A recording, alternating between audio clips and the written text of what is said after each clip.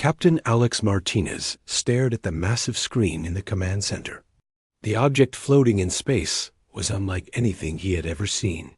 It was huge, at least 10 times bigger than Earth's largest space station. The ship had a dark blue color, with strange lights moving along its surface like living creatures.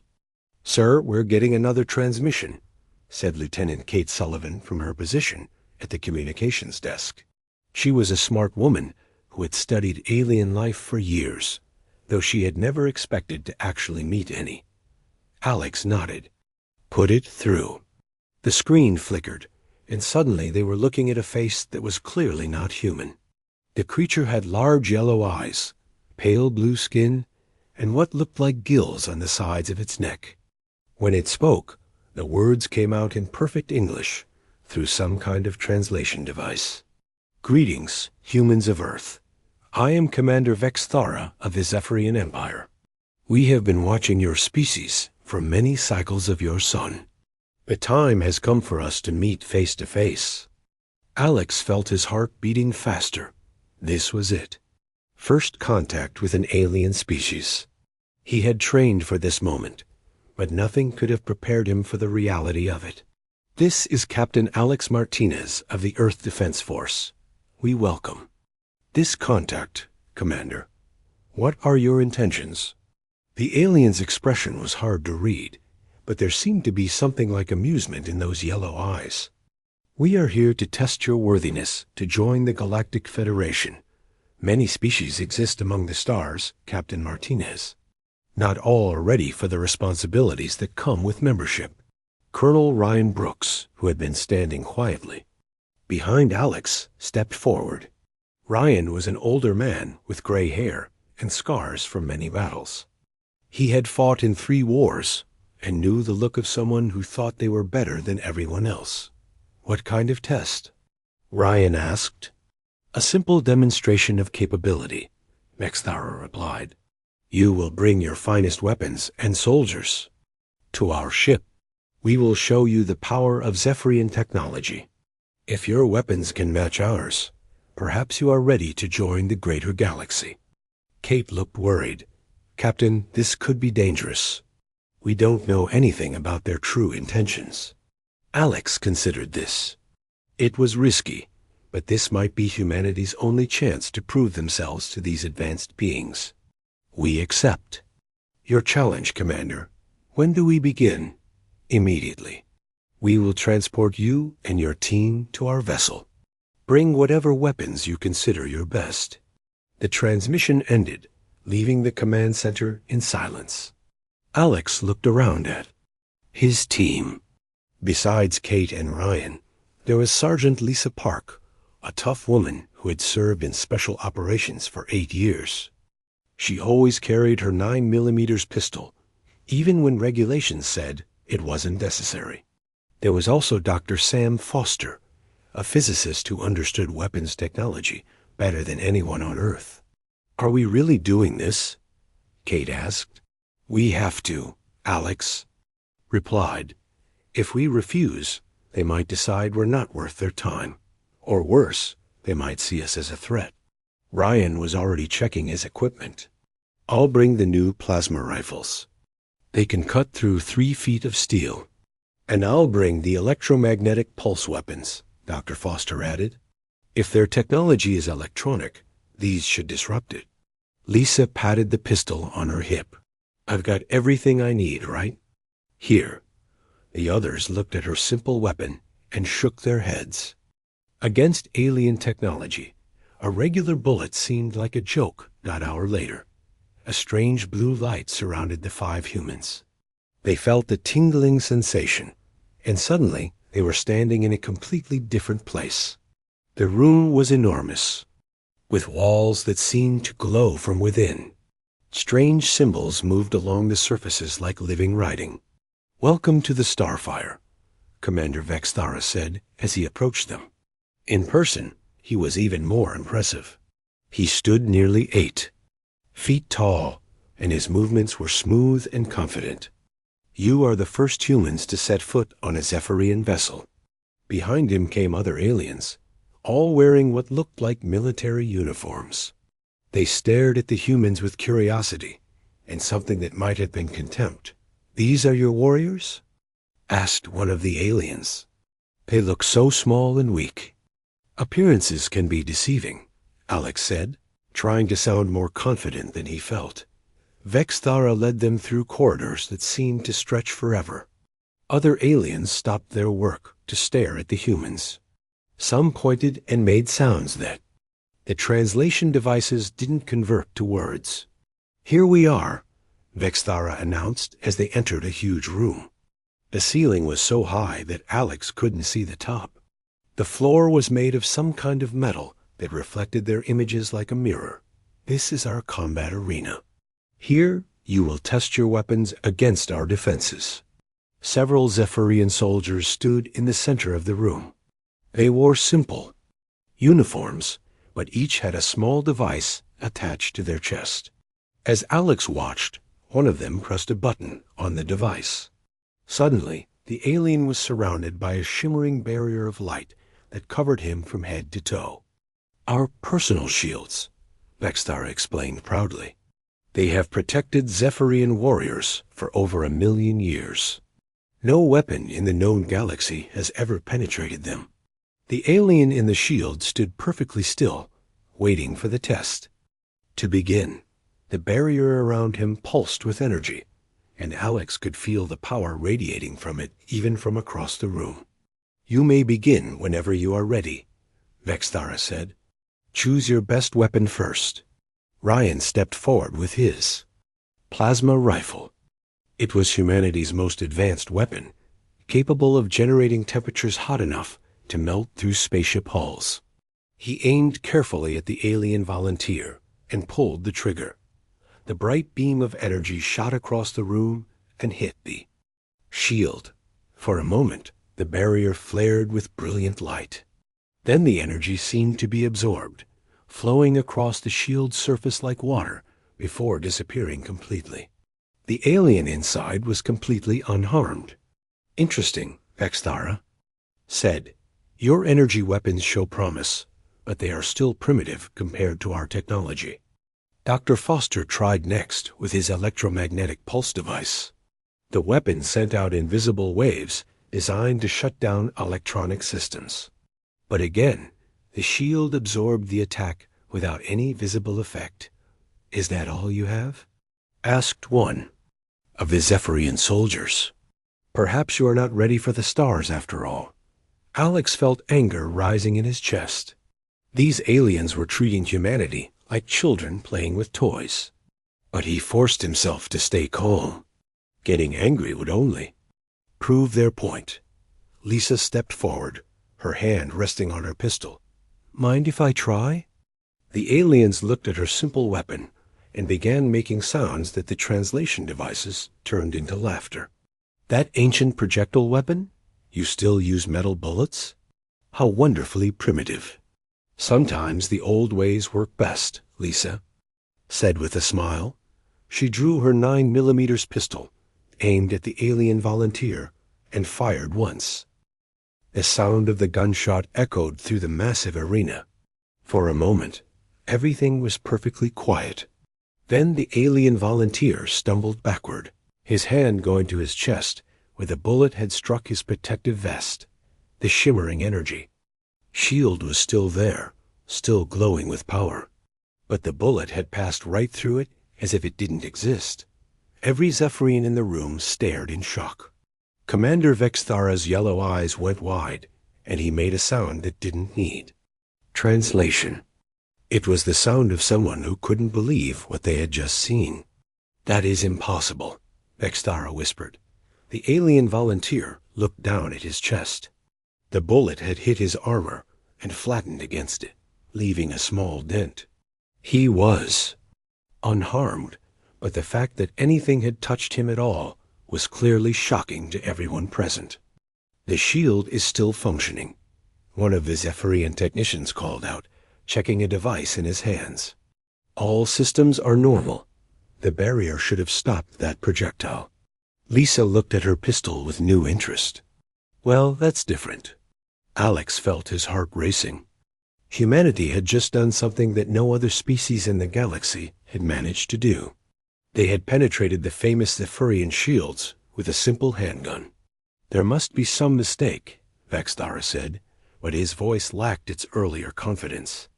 The shield was not properly calibrated. We set it to maximum power.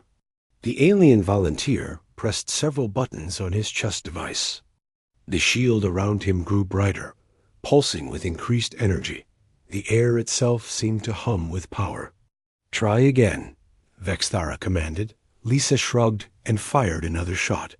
The bullet passed through the enhanced shield just as easily as before, striking the alien's armor again. This time, the volunteer actually took a step back from the impact. "This cannot be happening," one of the Zephyrian officers muttered. "Our shields have never failed. Never." Dr. Foster was already pulling out his tablet, running calculations as fast as he could. "Captain, I think I know what's happening. These shields are designed to stop energy weapons, but they're not configured to stop physical objects." "That is ridiculous," Vexthara snapped. "Physical projectiles are primitive. No civilized species has used them for millions of years. Our shields defend against real weapons." "Maybe that's the problem," Ryan said. "You've been fighting the same type of weapons for so long, you forgot how to defend against the old ones." Kate was watching the aliens carefully. Their confident expressions had changed to confusion and worry. Some of them were talking in rapid whispers, and she could see fear in their body language. "Commander," she said diplomatically, "perhaps we could test a few more weapons to better understand what's happening?" Vexthara nodded stiffly. "Yes, we must understand this phenomenon. Bring forward another volunteer." A second Zephyrian soldier stepped into the arena. This one was larger than the first, with more advanced armor and what looked like a more powerful shield generator. When he activated his barrier, it was so bright that the humans had to shield their eyes.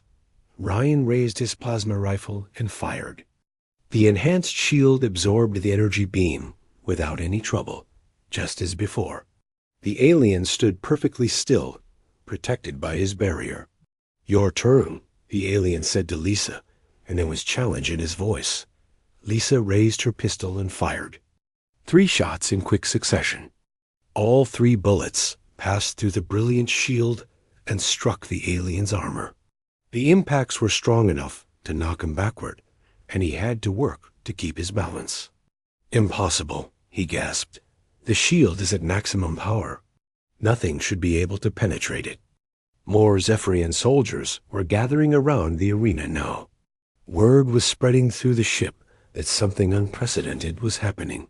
Some of them looked frightened, while others appeared angry. "Let me try," Dr. Foster said. He pulled out a small device that looked like a metal cylinder. "This is a railgun prototype. It fires a small metal slug at extremely high velocity." The Zephyrian technicians quickly set up a third volunteer with a different type of shield. This one glowed with a reddish light instead of blue, and it made a humming sound that hurt the human's ears. Dr. Foster aimed carefully and fired. The metal slug shot across the arena faster than the eye could follow. It punched through the shield and struck the alien's armor with a loud clang. The impact was so powerful that the volunteer was knocked to his knees. "This is a disaster," one of the Zephyrian officers said to another. "If word of this gets out, our entire military doctrine will be questioned." Vexthara looked like he was in pain. "How is this possible? Our shields are perfect. They have protected us for eons." "Maybe that's the problem," Alex said. "Perfect defense against energy weapons, but no protection against physical attacks." A new voice spoke from the crowd of watching aliens. "Perhaps we should listen to them." The speaker was another Zephyrian, but this one wore different colored robes. He seemed older and calmer than the others. "I am Ambassador Kethmer. I have studied many species, and I have learned that diversity in approach often leads to unexpected solutions. Solutions? Vexthara spun around to face the ambassador. This is not a solution. This is a catastrophe. If primitive kinetic weapons can penetrate our shields, then we are vulnerable to every species we have dismissed as backwards. The ambassador nodded slowly. Yes, that is exactly what I mean. We have become too confident in our technology. We have forgotten that there are many ways to solve a problem. Lisa was examining her pistol thoughtfully. You know, back on Earth, we've always had to deal with different types of armor and defenses. That's why we use different kinds of weapons. Sometimes you need energy, sometimes you need explosives, and sometimes you just need a good old-fashioned bullet. But bullets are so primitive, one of the younger Zephyrians protested. Primitive doesn't mean ineffective, Ryan replied. Sometimes the simplest solution is the best one. Dr. Foster was still running calculations on his tablet. Commander Vexthara, I think I understand how your shields work. They create a quantum field that interacts with electromagnetic radiation. That's why they're so effective against energy weapons. But kinetic energy is different. It's pure physical force, and your shields aren't designed to handle it. You are saying our shields are flawed? Vexthara's voice was dangerous now. Not flawed, Alex said quickly. Just specialized. They're incredibly effective at what they were designed to do. But every defense has weaknesses. The arena had become very quiet. Dozens of Zephyrian soldiers were standing around the edges, watching the humans with a mixture of fear and curiosity. The 3 volunteers were still in the center, their shields glowing, but suddenly seeming much less impressive. We need to inform the High Command immediately, one of the officers said to Vexthara. This changes everything. No, Vexthara replied firmly. First, we need to understand exactly what we are dealing with. Humans, you will remain on our ship as guests while we study this phenomenon. We have much to learn from each other. Kate looked at Alex with concern. Being guests on an alien ship could easily turn into being prisoners, but Alex nodded acceptance. This was too important to walk away from. We'll cooperate, Alex said. But we want to send a message to Earth. Our people need to know what we've discovered. Absolutely not, Vexthara said. This information is too dangerous to spread. Until we understand the full implications, no one else can know. Ambassador Kethmer stepped forward. Perhaps we should consider a different approach. Fear and secrecy rarely lead to good outcomes. Maybe it is time for honest discussion. The tension in the room was growing thick. The humans were outnumbered and far from home. The Zephyrians were facing the collapse of their military superiority. And somewhere in the darkness of space, both of their worlds were waiting to learn. What would happen next? Lisa checked her pistol and smiled grimly. Well, this should be interesting. 3 days had passed since the shocking demonstration in the Zephyrian arena. The humans were being held in comfortable quarters on the alien ship, but they were essentially prisoners. Alex paced back and forth in their shared room, frustrated by the situation. We need to get word back to Earth, he said for the 10th time that day. They need to know what we've discovered. And they need to know we're alive, Kate added. She was sitting at a strange alien desk, trying to learn more about Zephyrian technology from the computer terminal they had been given limited access to. Meanwhile, on Earth, something remarkable was happening. The news of the shield breakthrough had somehow leaked out, despite Vexthara's attempts to keep it secret. General Nathan Cross stood in the Pentagon Situation Room, surrounded by the brightest minds in human military science. Are you telling me that a simple handgun can penetrate alien shields that stop our most advanced weapons? He asked Dr. Angela White, the quantum physicist who had been brought in to study the phenomenon. That's exactly what I'm telling you, General, Angela replied. She was a small woman with dark hair and intense eyes. Based on the data we received before contact was lost, the alien shields operate on quantum field manipulation. They're designed to interact with and neutralize electromagnetic radiation. Explain it in simple terms, the general requested. Think of it this way, Angela continued. Imagine you built a wall specifically to stop arrows. You make it thick and strong, perfect for stopping any arrow ever made. But then someone comes along with a battering ram. The wall wasn't designed to stop that kind of attack. Dr. Foster, who had been working with Angela remotely before the team was taken, nodded from his position on the alien ship. He was using his tablet to run calculations based on observations of the Zephyrian technology. The shields create a barrier that absorbs and redirects energy, he explained during one of their brief communication windows. But kinetic energy is different. It's pure physical force. The shields simply don't know how to handle it. Back on Earth, the implications were staggering. General Cross had ordered the immediate production of various kinetic weapons. Factories that had been producing energy weapons were being retooled to make old-fashioned bullets, railgun projectiles, and even simple crossbow bolts. If this is true, General Cross said, then we have a significant advantage. But we need to understand more about their technology before we make any moves. On the Zephyrian ship, Ambassador Kethmer was having secret conversations with Captain Martinez. The alien diplomat had become increasingly concerned about his people's reaction to the discovery. My species has not faced a real military challenge in over 1,000,000 years, Kethmer explained. He spoke in a quieter voice than the other Zephyrians, and his manner was more thoughtful. We have grown arrogant. This discovery threatens not just our military, but our entire sense of superiority. Maybe that's not a bad thing, Alex replied. Arrogance has destroyed many civilizations on Earth. Perhaps. But it also makes my people dangerous. When the proud are humbled, they often react with violence. Kate looked up from her computer terminal. Are you saying they might attack Earth? I am saying that Commander Vexthara and many others see your species as a threat now.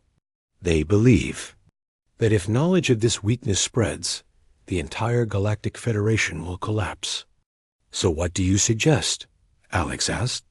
I suggest we find a way to work together. But first, we need to understand exactly why your weapons work against our shields. Dr. Foster had been listening to the conversation. I think I'm beginning to understand. Your shields are incredibly sophisticated, but they're also incredibly specialized. They've been perfected over millions of years to stop energy weapons. But nobody ever thought to test them against physical projectiles. Because physical projectiles are primitive, Kethmer said, every advanced civilization moves beyond them quickly. But maybe that's a mistake, Foster replied. On Earth, we've always had to deal with different types of threats. Our military doctrine includes energy weapons, kinetic weapons, chemical weapons, biological weapons, and more. We never put all our eggs in one basket. Lisa was cleaning her pistol while listening to the conversation. You know, back in basic training, they taught us that the best defense is a layered defense. You use multiple types of protection because you never know what kind of attack you'll face. Your species maintains such diverse approaches to warfare. Kethmer asked with genuine curiosity. We have to, Ryan answered. Human history is full of examples of supposedly perfect defenses being defeated by unexpected tactics.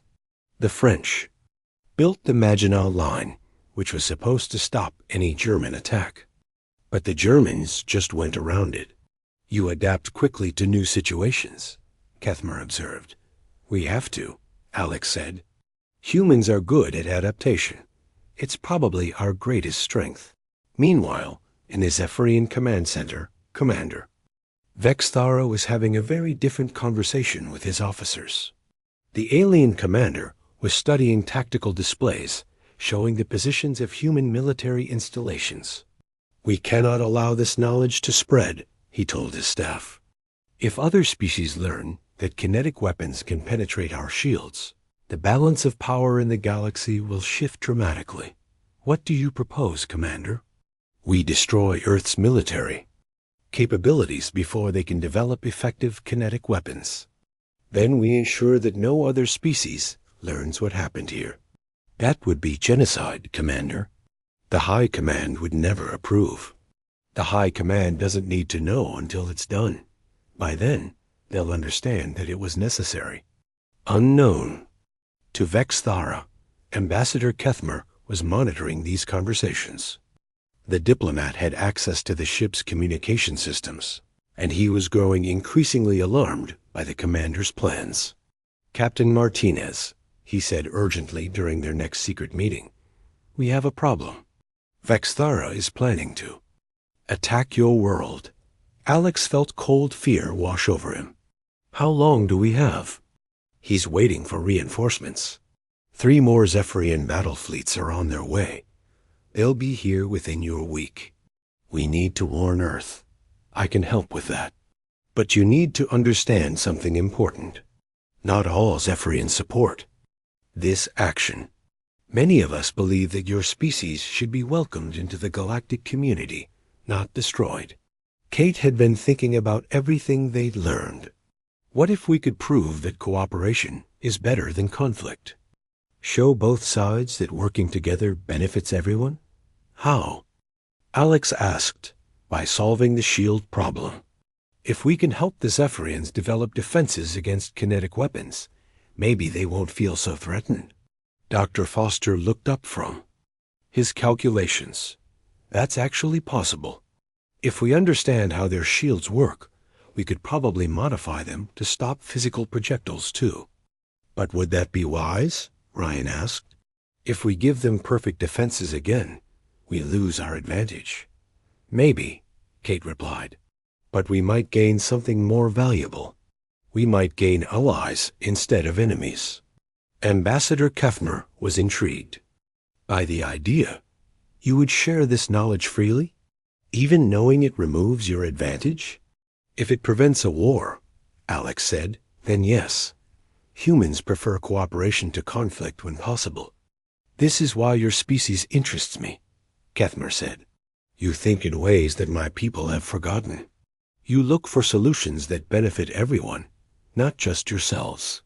It's not always true, Alex admitted. Humans can be selfish and violent, too, but we've learned that cooperation usually works better than conflict. Then perhaps there is hope for both our species. But time was running out. The Zephyrian reinforcements were getting closer, and Commander Vexthara was becoming more determined to solve the problem through force. The humans were trapped on an alien ship, far from home. With the fate of Earth hanging in the balance, Dr. Foster looked at his tablet and made a decision. I'm going to try something. If I can figure out how to modify their shield technology, maybe we can prove that cooperation is possible. Do it, Alex said. But be careful. We can't let them know what we're planning. As Foster began working on the shield modifications, Ambassador Kethmer prepared to take a dangerous step. He was going to try to contact Earth directly, warning them of the coming attack. It was treason against his own people, but he believed it was the right thing to do. The fate of 2 worlds now depended on whether trust could triumph over fear, and whether cooperation could overcome the desire for conflict. The simple 9mm pistol.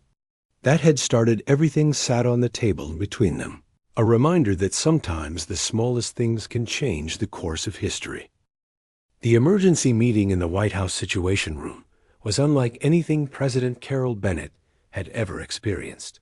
The large table was covered with reports, weapon specifications, and images from space telescopes showing the growing alien fleet. How many ships are we talking about? She asked General Cross. At least 400, Madam President, and more arriving every hour. Our deep space sensors show massive energy signatures throughout the solar system. Dr. Angela White stood up with a tablet in her hands. The good news is that we've confirmed Dr. Foster's theory. Any kinetic projectile can penetrate their shields. We've tested everything from simple bullets to advanced railgun rounds. And the bad news? The president asked. The bad news is that we don't have enough kinetic weapons to fight a fleet that size. We've been focusing on energy weapons for decades. Our ammunition production facilities can't keep up with demand. Meanwhile, on the Zephyrian ship Ambassador, Kethmer was taking enormous risks to help the humans. He had managed to send a coded message to Earth, warning them about Commander Vexthara-S attack plans. But if he was discovered, it would mean his death. The reinforcements will arrive in 3 days, he told Alex during another secret meeting. Vexthara plans to attack immediately after they arrive. What about the other Zephyrians? Kate asked. Do they all support this attack? No, many of us believe it's wrong. But Vexthara has convinced the fleet commanders that your species is a threat to galactic stability. Dr. Foster had been working day and night on the shield modifications. His eyes were red from exhaustion, but he was making progress. I think I understand how to modify their shields to stop kinetic weapons too. That's great, Alex said. But will they listen to us? They'll have to. It's the only way to prevent a war.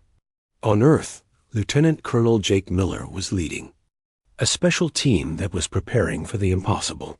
They were going to try to infiltrate a Zephyrian outpost using nothing but conventional weapons.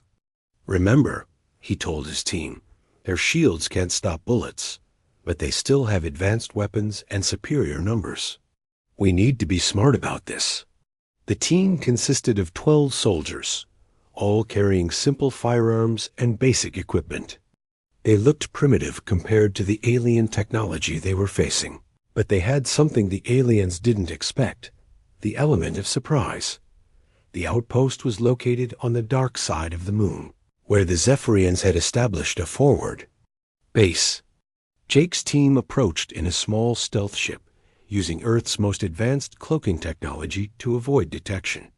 There it is, whispered Sergeant Bob Clark, pointing to a structure that looked like it was made of crystal and light. Doesn't look like much. Don't underestimate it, Jake replied.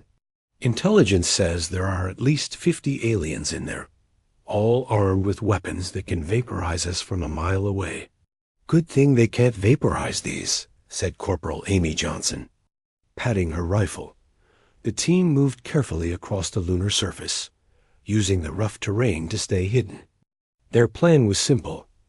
Get close enough to demonstrate that human weapons could penetrate the base's defenses, then retreat before the aliens could organize a response.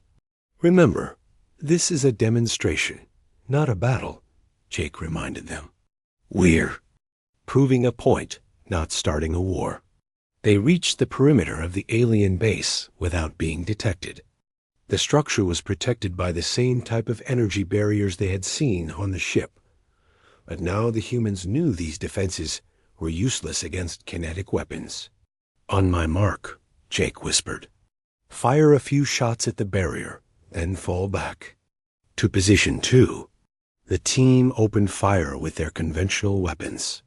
The bullets passed through the energy barrier as if it wasn't there, striking the base's walls with loud clangs. Alarms began blaring immediately. Fall back, Jake ordered. The team retreated quickly, but not before they had proven their point. The supposedly impenetrable Zephyrian defenses were vulnerable to the simplest human weapons. Back on the Zephyrian ship, the news of the attack spread quickly. Commander Vexthara was furious when he heard about the successful infiltration. They dare to attack us? He shouted at his officers. This proves that they are a threat that must be eliminated. But other Zephyrians were beginning to think differently. Captain Zarkith, one of the ship's senior officers, approached Ambassador Kethmer with concerns. Ambassador, I've been thinking about what the humans said, about cooperation being better than conflict. Maybe we should consider their offer to help improve our defenses. It's a dangerous idea, Kethner replied carefully. "But it might be our only hope to avoid a war that could destroy both our species." Dr. Foster had finally completed his work on the shield modifications. He had figured out how to create a hybrid defense system that could stop both energy and kinetic weapons. But he needed to test it. "I'll need to work with their engineers," he told Alex. "The modifications are complex, and I can't do it alone." "How do we convince them to let you try?" "We ask for help from the reasonable ones, like Kethmer and Zarkith. If we can prove that cooperation works, maybe we can stop this war." Kate had been studying the alien computer systems, learning about Zephyrian society and culture. What she discovered was both encouraging and disturbing. "They're not evil," she told the team. "They're just scared. For millions of years, they've been the dominant military force in the galaxy. Now they've discovered that their defenses are flawed, and they don't know how to handle it." "Fear makes people do stupid things," Ryan observed. "I've seen it in every war I've fought. But fear can also motivate people to find better solutions," Kate replied. "If we can show them that working together makes both sides stronger, maybe they'll choose cooperation over conflict." The breakthrough came when Dr. Foster was finally allowed to work with a small team of Zephyrian engineers. They were curious about his modifications and impressed by his understanding of their technology. "You learned all this in just a few days?" asked Engineer Vexana, a young Zephyrian scientist. "Humans are good at reverse engineering," Foster replied. "We've had to be. We've always faced diverse threats, so we've learned to adapt quickly." "Show us," she said. Foster worked with the alien engineers to create a prototype of the modified shield. The new system combined the quantum field, manipulation of the original design, with a secondary barrier that could stop physical projectiles. "It's brilliant," Vexana said after seeing the test results. "Why didn't we think of this?" "Because you didn't need to," Foster replied. "Your original design was perfect for the threats you faced. But when new threats appeared, you needed new solutions. And you're willing to share this knowledge freely? If it prevents a war, then yes." Word of the successful shield modification spread through the ship. Some Zephyrians were impressed by human ingenuity and generosity. Others, led by Commander Vexthara, saw it as further proof that humans were dangerously clever. "They're trying to deceive us," Vexthara told his supporters. "They share this knowledge now. But what about later? What other surprises are they hiding?" "Perhaps," Captain Zarkith said, "the real question is whether we want to live in fear of what might happen, or work together to create a better future." The debate was splitting the Zephyrian crew.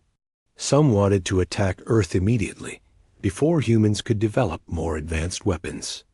Others wanted to pursue the path of cooperation, but Ambassador Kethmer knew that time was running out. The reinforcement fleets were almost in position, and Vexthara was preparing to give the attack order. "We need to take action," he told Alex. "I'm going to contact the Galactic Federation directly. If they learn about this situation, they might be able to prevent the attack." "Is that possible?" Kate asked. "It's risky. If I'm caught, I'll be executed for treason. But if I do nothing, both our species might destroy each other." "Then do it," Alex said. "We'll support you however we can." As Kethmer prepared to make the most dangerous communication of his life, Dr. Foster put the finishing touches on the shield modifications. The prototype was working perfectly, stopping both energy and kinetic weapons with equal effectiveness. "This could change everything," he told his team. "If we can prove that cooperation creates better solutions than conflict, maybe we can prevent this war." But outside the ship, the alien fleet continued to grow. Hundreds of warships were now positioned throughout the solar system, all waiting for the order to attack. The fate of Earth hung in the balance, and time was running out. Lisa checked her pistol one more time. The simple weapon that had started this whole crisis might soon be needed to help end it. But this time, she hoped it would be used to protect rather than to threaten. "Whatever happens," she said, "we've proven that humans don't give up easily. And we've proven that cooperation is possible," Kate added. "Now we just need to convince everyone else." The next few hours would determine whether two civilizations would find a way to work together, or whether fear and pride would lead them into a devastating war. The modified shields offered hope, but hope alone might not be enough to stop the approaching fleet. Ambassador Kethmer took a deep breath and prepared to send his message to the Galactic Federation. Everything depended on what happened next. The tension on the Zephyrian command ship was so thick it could be cut with a knife. Ambassador Kethmer sat at his private communication console, his hands shaking slightly as he prepared to send the most important message of his life. If Commander Vexthara discovered what he was doing, it would mean certain death. "Galactic Federation Emergency Council," he spoke into the transmitter. "This is Ambassador Kethmer of the Zephyrian Empire, requesting immediate intervention. A rogue commander is planning an unprovoked attack on a developing species." The response came back within minutes. "Ambassador Kethmer, this is High Counselor Vexner. Explain the situation immediately." Meanwhile, in the ship's engineering section, Dr. Foster was working with engineer Vexana and her team to complete the final tests of the modified shield system.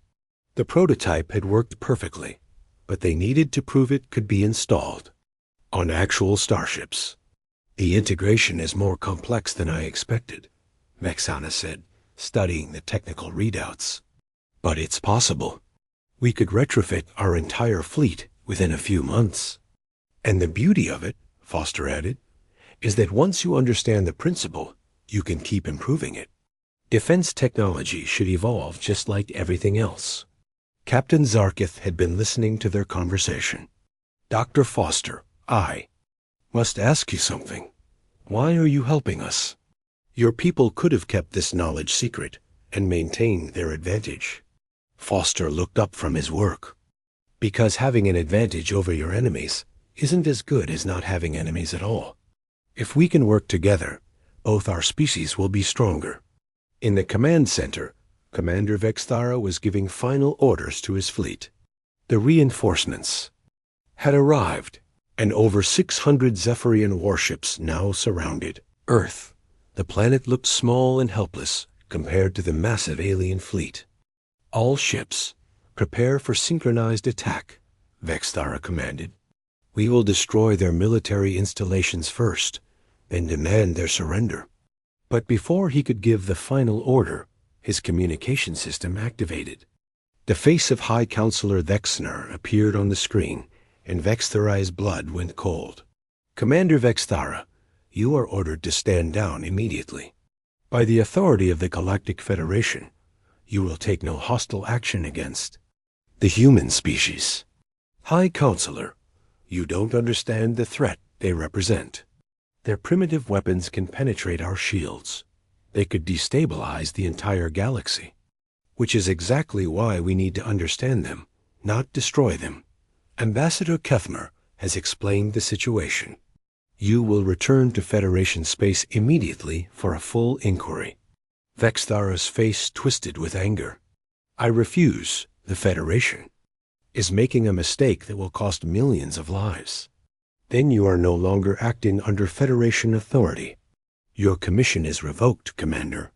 The transmission ended, leaving Vexthara alone with his mutinous thoughts. But many of his officers were relieved. They had been uncomfortable with the idea of attacking a defenseless planet. "Sir," his second-in-command said carefully, "perhaps we should consider the High Counselor's orders." "The High Counselor is a fool," Vexthara snapped. "But if the Federation won't act, then I will." Captain Zarkith had been monitoring the communication from his own station. Now he made a decision that would change everything. He activated the ship's internal communication system. "All crew members, this is Captain Zarkith.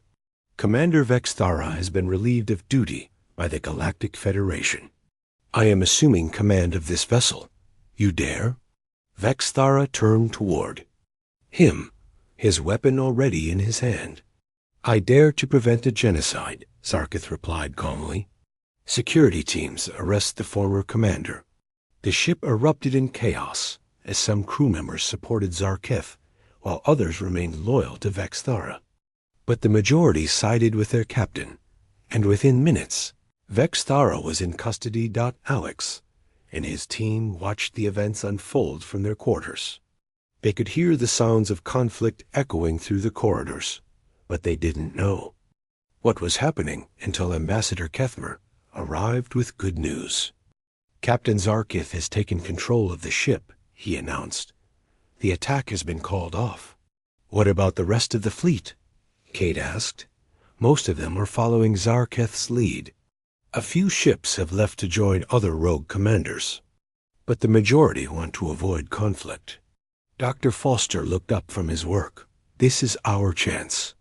If we can demonstrate the modified shields to the fleet commanders, we can prove that cooperation works. How do we do that? Ryan asked. We invite them to test their weapons against our new defenses. Show them that working together has made both sides stronger. The demonstration took place on the flagship's main deck, with representatives from dozens of Zephyrian ships in attendance. Dr. Foster, an engineer. Vexana had installed the modified shield system on a test platform. This hybrid defense combines the best of both technologies, Foster explained to the assembled aliens. Your quantum field manipulation for energy weapons, plus a kinetic barrier for physical projectiles. Captain Zarkith stepped forward. Test it with everything we have. The Zephyrians brought their most powerful weapons to bear on the modified shield. Energy beams, plasma cannons, and particle accelerators all failed to penetrate the barrier. Then they tested kinetic weapons, including some that they had hastily developed after learning about the human advantage. These too were stopped by the new defenses. It's perfect, one of the fleet commanders said in amazement. Our ships would be truly protected. And the best part, Vexana added, is that the humans have shared this knowledge freely. They could have kept it secret, but they chose to help us instead. Ambassador Kethmer seized the moment. This is what cooperation can accomplish. Instead of fighting over advantages, we can work together to create solutions that benefit everyone. The fleet commanders were impressed, but some still had concerns. What guarantee do we have that the humans won't develop new weapons to defeat these defenses? Alex stepped forward. The same guarantee we have that you won't develop new weapons. None. But if we're working together instead of against each other, we won't need to. Besides, Lisa added with a smile, if we do develop something new, we'll probably share that too. It's just how humans are. The meeting continued for hours, with both sides discussing the possibilities of cooperation. Finally, Captain Zarkith made a formal proposal. On behalf of the Zephyrian Empire, I invite humanity to join the Galactic Federation as full members. You have proven your worthiness not through conquest, but through wisdom. President Bennett, who had been following the events through communication links, accepted the invitation. We are honored to join the galactic community. We look forward to learning from other species and sharing what we know. 6 months later, the first human embassy in Federation space was officially opened. Ambassador Kate Sullivan stood in the main hall, looking out at a view of alien stars that still took her breath away. The embassy was built with both human and Zephyrian technology, a symbol of cooperation between the species. Hard to believe it all started with a simple gunshot, said a voice behind her. Kate turned to see Lisa Park, now serving as the embassy's security chief. She still carried her 9mm pistol, but now it was displayed in a place of honor rather than hidden in a holster. Sometimes the smallest things have the biggest impact, Kate replied. Who would have thought that a primitive weapon could change the course of galactic history? Dr. Foster entered the room carrying a tablet full of new research data. The Joint Shield project is ahead of schedule. The new defenses will be installed on Federation ships within the year. And the weapons? Research? Kate asked. Proceeding nicely. The Federation has decided to add kinetic weapons to their arsenals, just in case they encounter other species with energy-based defenses. Ryan Brooks, now a general and military liaison to the Federation, joined the conversation. The training programs are working well, too. Human and alien soldiers are learning from each other.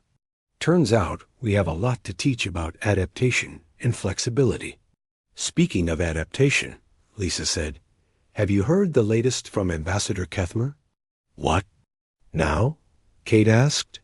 He's been appointed as the Federation's new Director of Species Integration. His job is to help other developing species join the galactic community without going through what we did. Alex Martinez walked into the room, now wearing the uniform of a Federation captain.